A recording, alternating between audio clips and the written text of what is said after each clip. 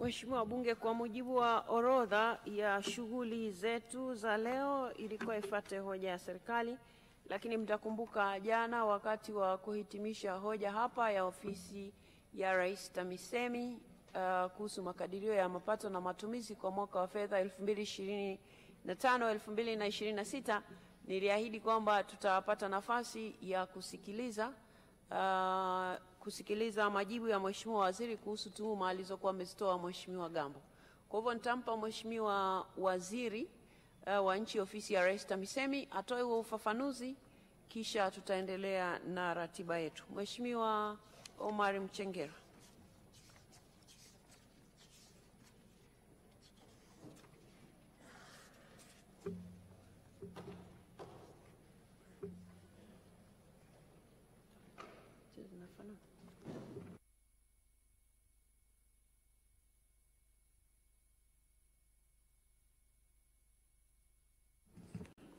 Mheshimiwa Spika, katika mjadala wa hoja za bajeti, Mheshimiwa Mrisho Gambo, mbunge wa jimbo la Arusha mjini, aliwasilisha tuhuma kuhusu miradi minne mikubwa inayotekelezwa na halmashauri ya jiji la Arusha kama ifuatavyo: ujenzi wa jengo la utawala la halmashauri, ujenzi wa soko la machinga, utengaji wa bajeti ya shilingi bilioni 1.6 kwa ajili ya kubomoa maduka eneo la stendi ndogo, kutokuwa na tija kwa halmashauri, na ujenzi wa barabara ya TACTIC kutoka stendi mpya kwenda Mbauda. Mheshimiwa Spika, naomba nichukue nafasi hii kutoa ufafanuzi katika hoja zote nne kama ifuatavyo. Mheshimiwa Spika, ujenzi wa jengo la utawala la halmashauri ya jiji la Arusha, kwa heshima ya bunge hili na kwa maslahi mapana ya taifa, ninaomba kuweka bayana ukweli wa hoja hii kama ifuatavyo. Kuhusu ujenzi wa jengo la utawala wa jiji la Arusha, ambapo alitoa tuhuma nzito dhidi ya utekelezaji wa ujenzi wa jengo hilo, akidai kuwepo kwa ongezeko lisilo halali la takriban shilingi bilioni 8 pamoja na madai ya mchanganyiko wa vipimo vya BOQ uliosababisha malipo ya fedha isiyostahili. Mheshimiwa Spika, mradi wa jengo la utawala ulianza mwaka 2019. Wakati huo Mheshimiwa Mrisho Gambo akiwa mkuu wa mkoa wa Arusha kama msimamizi mkuu.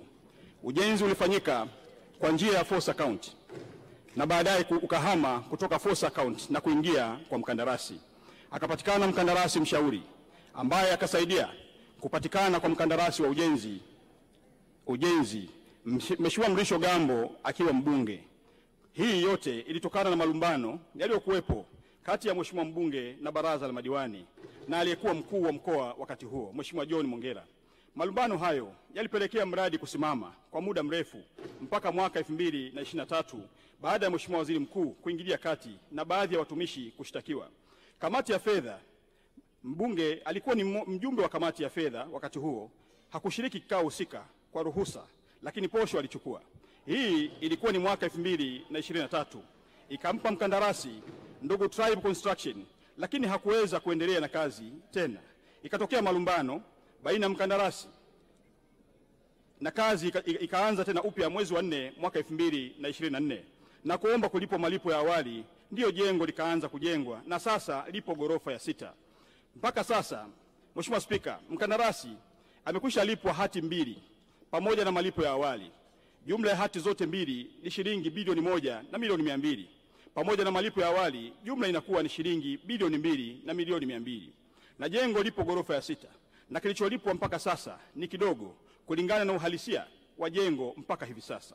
Hivyo mkandarasi analipwa malipo yake kwa kazi alizofanya, zikihakikiwa pia na mhandisi wa jiji kwa kazi zilizofanyika tu. Mheshimiwa Spika, kwa ujenzi unaofanywa na mkandarasi mshauri huandaa hati ya malipo kulingana na kazi iliyofanyika. Hivyo basi hakuna fedha ya serikali iliyoibiwa mpaka sasa. Nasisitiza, hakuna fedha ya serikali iliyoibiwa mpaka sasa. Mheshimiwa Spika, kwa kuzingatia dhamira ya dhati ya kulinda fedha za umma, tuhuma zilizotolewa na Mheshimiwa Gambo zimechunguzwa. Niliagiza pia kufanyika kwa uchunguzi wa kina. Uchunguzi huo ulibaini hitilafu za kiufundi zilizojitokeza katika uingizaji wa taarifa kwenye mfumo wa ununuzi wa umma, yani NeST, ambao vizio vya vipimo vilichanganywa kama ifuatavyo. Katika uchunguzi uliofanyika, kilichoonekana ni vizio vya vipimo, yani unit of measurement, kuchanganywa katika vipengele viwili wakati wa kuingiza kwenye mfumo wa ununuzi wa umma, yani NeST, ni kama ifuatavyo. kipengele cha zege la sakafu la chini kwa unene wa milimita 200 ilikadiriwa kuwa mita za mraba 1128 kama ilivyoonyeshwa kwenye BOQ ya mhandisi mshauri. Hata hivyo, wakati wa kupandisha kipengele hicho kwenye mfumo wa manunuzi, yani NeST, kipengele hicho kilipandishwa kama mita za ujazo 1128. 2. Kipengele cha zege la sakafu la juu kiliainishwa kuwa ni mita za mraba 7034 kama ilivyoonyeshwa katika BOQ ya mhandisi mshauri, lakini katika kupandisha kwenye mfumo ununuzi wa umma kipengele hicho kiliingizwa kama mita za mraba 7034. Mheshimiwa Spika, management ya jiji la Arusha ilibaini kasoro hizo na kumjulisha mshauri mwelekezi kuhusu makosa katika vizio vya upimaji uliojitokeza katika barua yenye kumbu namba BC.3/253/0 IE/149 ya tarehe 10 mwezi Februari 2025 na barua kumbu namba BC.3/253/0 IE/150 ya tarehe 18 Februari ya mwaka 2025. Mtaalamu mshauri alijibu barua hizo kwa barua yenye kumbu namba KA/ACC/ADM/2024/20 ya tarehe 28 Februari 2025 kwa kukiri kupokea mapungufu hayo, na alichukua hatua za kumwandikia mkandarasi kumweleza mapungufu yaliyojitokeza kwa barua yenye kumbu namba KA/ACC/admin/2024/24 ya tarehe 7 Machi 2025. Mheshimiwa Spika, mkandarasi alimjibu mtaalamu mshauri kwa barua yenye kumbu namba TRB.JV.TBW/admin/ACC/HQ ya 2025 ya tarehe 8 Machi 2025 akikubali mabadiliko hayo ya vipimo tangu mwezi Machi kama yalivyoonekana katika mkataba. Taratibu za kuandaa mabadiliko addendum zinaendelea kwa mujibu wa sheria ununuzi wa umma sura namba 410. Hivyo gharama halisi za mkataba zitazingatia vipimo sahihi, ambapo mradi utatekelezwa kwa gharama ya shilingi bilioni 3,461,712. Aidha, fedha za ziada ambazo ni shilingi milioni 416 ikiwa ni 983 na senti 27 ikiwa ni sehemu ya malipo ya awali zitazingatia utekelezaji wa kazi na makubaliano ya mabadiliko ya mkataba. Kwa kuwa hoja hii iliibuliwa na halmashauri ya jiji kuhusu vipimo husika na kukubaliana na pande zote mbili tangu mwezi Machi, si hoja mpya, ilikwisha fanyiwa kazi na ndio desturi za mikataba. Hoja hii inasimamiwa na Mheshimiwa Mkuu wa Mkoa na TAKUKURU wanaifanyia kazi kujiridhisha tangu mwezi Machi 2025, na muda wowote addendum itasainiwa na mkandarasi yupo eneo la mradi mpaka jengo litakapokamilika. Mheshimiwa Spika, haya si matamko tu, ni matendo yaliyokwisha fanyika. Kuibua hoja ambazo zimekwisha fanyiwa kazi kwa makusudi na mamlaka husika au zipo kwenye mchakato ni sawa na kusisitiza kuwa serikali ni kipofu na bubu. Rais wa Jamhuri ya Muungano wa Tanzania awamu ya sita, serikali ya awamu ya sita inasimamia misingi ya uwajibikaji, misingi ya uadilifu na kujifunza kutokana na kila changamoto. Hatufichi makosa tunayakabili kwa ujasiri, kwa sababu kama alivyosema baba wa taifa Mwalimu Julius Kambarage Nyerere, hatupaswi kuwa na serikali ya kuogopwa, bali serikali ya kuheshimika kwa uadilifu wake. Kwa njia hii tunawaonesha Watanzania kuwa serikali yao ni ya watu, kwa watu na kwa ajili ya watu. Tunapambana na dosari kwa uwazi, tunalinda rasilimali kwa uaminifu na tunasimama na kusimamia kila senti kwa jicho la uzalendo. Mheshimiwa Spika, serikali hii imedhamiria kuwa sio tu msimamizi wa maendeleo, bali ni nguzo ya maadili ya taifa. Tunaamini kuwa kuaminiwa ni mtaji mkubwa kuliko hata fedha, na kwa kila hatua tunayochukua kurekebisha dosari, tunazidi kuijenga serikali ambayo Watanzania wanaweza kuiamini. Serikali inayosema kweli inachukua hatua, na hatua hizi zilizokwisha chukuliwa.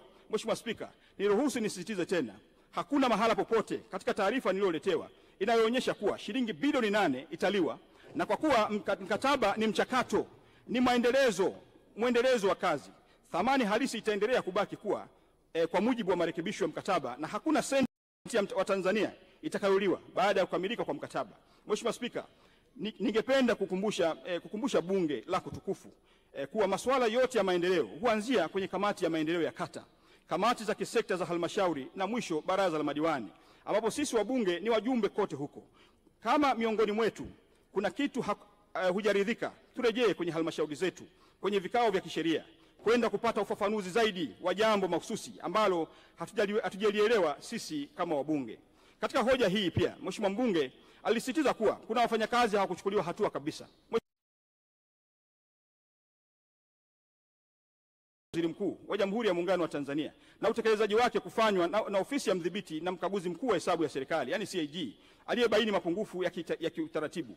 Na baada ya mapendekezo ya kisheria, watumishi 6 walishtakiwa, lakini zaidi kulikuwa na kesi 3 za jinai za uhujumu uchumi zilizosajiliwa na mahakama dhidi ya baadhi ya watumishi. Na baadhi ya watumishi 3 kati yao waliwekwa rumande kwa takribani miaka 2 kabla ya kufutiwa kesi kwa maamuzi ya mahakama ya rufani kanda ya Arusha tarehe 16 Februari 2024 kupitia rufaa namba 116 ya mwaka 2023.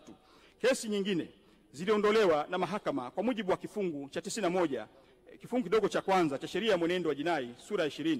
Hii inaonyesha kuwa serikali ilifuata hatua zote za kisheria na kiuadilifu katika kushughulikia tuhuma, ikiwa ni pamoja na kusimamia haki, uwajibikaji na misingi ya utawala bora, ambapo kamati ya uchunguzi iliundwa kushughulikia tuhuma hizo ilibainisha kuwa makosa walionayo ni ya kufukuzwa kazi. Mheshimiwa Spika, ni muhimu kusisitiza kwamba Mheshimiwa Gambo mwenyewe aliomba adhabu hiyo ya kufukuzwa kazi isichukuliwe na badala yake ipunguzwe. Mheshimiwa mbunge alikuwa ni sehemu ya mchakato huu. Alishiriki kikamilifu katika kikao cha kamati ya fedha na cha baraza la madiwani kilichotoa adhabu kwa watumishi waliobainika na makosa ya kinidhamu. Mheshimiwa mbunge aliridhia na kushawishi kikao wapewe adhabu ya chini kabisa kwa watumishi wengine waliobaki, kukatwa mishahara yao kwa 15% kwa miaka 3 na bado wanakatwa mpaka sasa. Na adhabu hii, Mheshimiwa Spika, haijaisha. Kama njia ya kuhitimisha mjadala wa kinidhamu na hakuwasilisha pingamizi rasmi katika uamuzi huo. Kwa hivyo ni jambo la kushangaza kuona yeye sasa akiwasilisha hoja hiyo bungeni kana kwamba ni jambo jipya au lenye sura ya kifisadi linaloendelea.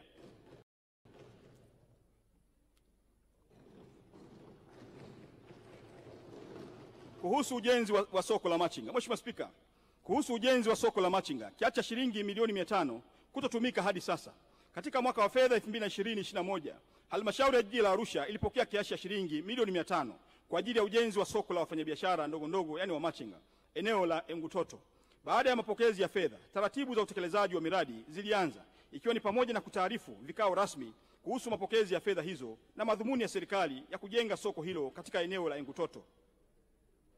Mheshimiwa Spika, baada ya taarifa hiyo kuwasilishwa ofisi ya mkuu wa wilaya, Mheshimiwa mkuu wa wilaya mbunge Mrisho Gambo, meya wa jiji pamoja na mkurugenzi wa jiji walifanya ziara ya kutembelea eneo la Engutoto na kubaini kuwa eneo hilo sio eneo sahihi kwa ajili ya ujenzi wa soko tajwa. Viongozi hawa wa wilaya pamoja na mbunge walielekeza soko hilo lijengwe Semunge, maarufu kama eneo la kwa Mchina. Katika hali hiyo, ilibidi kiitishwe kikao cha dharura cha kamati ya fedha tarehe 11 mwezi wa 6 mwaka 2022 ambacho kiliridhia soko lijengwe eneo lililopendekezwa. Mheshimiwa Spika, baadaye ilibainika kuwa eneo lililopendekezwa ni eneo la viwanja vya watu binafsi ambavyo ni viwanja namba 16, 17, 19, 20, 21 na 22 block U, kata ya Kati. Hivyo haliwezi kutumika kwa ajili ya ujenzi wa soko. Tarehe 1 mwezi wa 7 2022, kikao cha kamati ya fedha cha dharura kiliitishwa na iliazimiwa soko hilo lijengwe eneo Engutoto kwa kuwa hapakuwa na eneo jingine linaloweza kujengwa soko hilo. Katika kuendelea kutafuta eneo kwa ajili ya kujenga soko hilo, kilifanyika kikao cha tarehe 7 mwezi wa 3 2024 na walipendekeza maeneo matatu kama ifuatavyo: eneo la pembeni ya dampo, eneo la Intel na eneo la Bondeni City. Mheshimiwa Spika, kikao kingine kilifanyika tarehe 30 mwezi wa 1 2025 kati ya wataalamu wa halmashauri na uongozi wa wafanyabiashara wadogo wilaya, yani Shiuma, na kukubaliana kuwa soko lijengwe Bondeni City kwa kuwa mradi wa tactic wa ujenzi wa stendi kuu ya mabasi umeanza kwa kuanza na barabara. Baada ya makubaliano hayo, wataalamu wanaendelea na hatua ya kufanya marejeo ya michoro, makisio ya gharama kulingana na hali ya wakati huu, na tunatarajia zabuni ya ujenzi itatangazwa tarehe 28 mwezi wa 4 2025. Na soko litajengwa katika kiwanja namba 178 block B Lord Joro Bondeni City chenye hati namba 9127. Mheshimiwa Spika, kwa kumalizia, napenda kusisitiza kuwa ucheleweshaji wa mradi huu haukuwa matokeo ya uzembe bali wa busara katika kuhakikisha kuwa jambo sahihi linafanyika kwa njia sahihi. Hili ni somo la uongozi kwamba wakati mwingine kukubali kutafakari upya si dalili za udhaifu bali ni uthibitisho wa dhamira ya kweli ya kutoa suluhisho endelevu. Mheshimiwa Spika, kwa sasa tumefikia makubaliano ya kutumia kiwanja namba 178 block B katika eneo la Bondeni City, eneo lililo halali, wazi na linalokidhi matakwa ya kimazingira na kimkakati. Zabuni ya ujenzi inatarajiwa kutangazwa tarehe 28 mwezi wa 4 2025, na serikali itaendelea kusimamia kila hatua kwa weledi na kwa uwazi.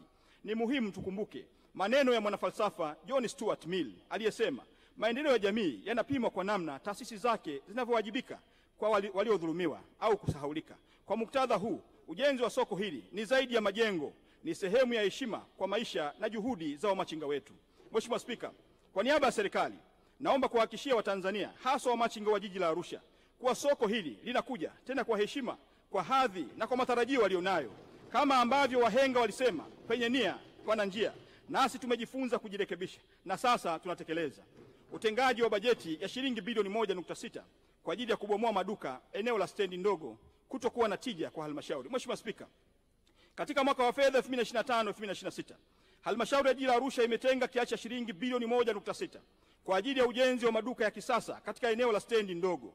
Fedha hizi hazikulengwa kwa ajili ya ubomoaji pekee. Nasisitiza, fedha hizi hazikutengwa kwa ajili ya ubomoaji pekee kama ambavyo Mheshimiwa mbunge amesisitiza kwenye bunge lako hili, bali kwa utekelezaji wa mradi wa maendeleo unaolenga kubadilisha taswira ya eneo hilo kuwa eneo la kisasa kabisa, la kibiashara na la kuvutia.